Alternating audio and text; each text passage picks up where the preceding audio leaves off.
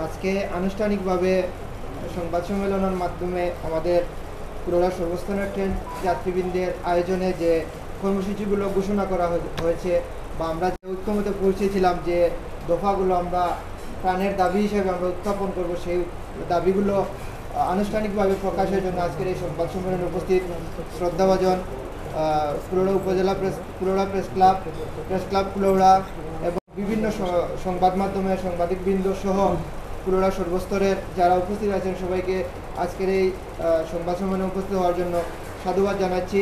পাশাপাশি এখানে যে 8টি দাবি উত্থাপন করা হয়েছে তা অত্যন্ত যুক্তিযুক্ত এবং তা কুলোড়া সহ টোটাল সিলেট বিভাগের প্রত্যেকটা জায়গার প্রত্যেকটা উপজেলা প্রত্যেকটা জেলার যারা ট্রেনে যাতায়াত করেন তাদের প্রাণের দাবি।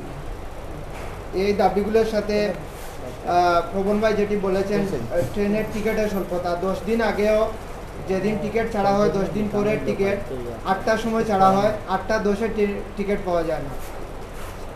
এই যে দাবিগুলো আছে সেই দাবিগুলো যদি পূরণ হয় আশা করি সেই টিকিটের স্বল্পতা আছে সেই স্বল্পতা থেকে আমরা ট্রেনের যাত্রী যারা আছি তারা মুক্তি পাব এবং এই দাবির সাথে আমি সহ আমরা কুলোড়া সর্বস্তরের যারা জনসাধারণ ট্রেন যাত্রীবৃন্দ আছে আমরা একাত্মতা ঘোষণা করছি এবং আগামীতে যত ধরনের যত আন্দোলন হবে এই ব্যাপারে আমরা সেই সকল আন্দোলনে আমরা একাত্মতা ঘোষণা করব এবং সকল আন্দোলনে আমরা সশরীরে উপস্থিত থেকে আন্দোলনকে আরও বেগবান করতে আমাদের দাবি আদায় করে নিতে আমরা সচেষ্ট থাকব।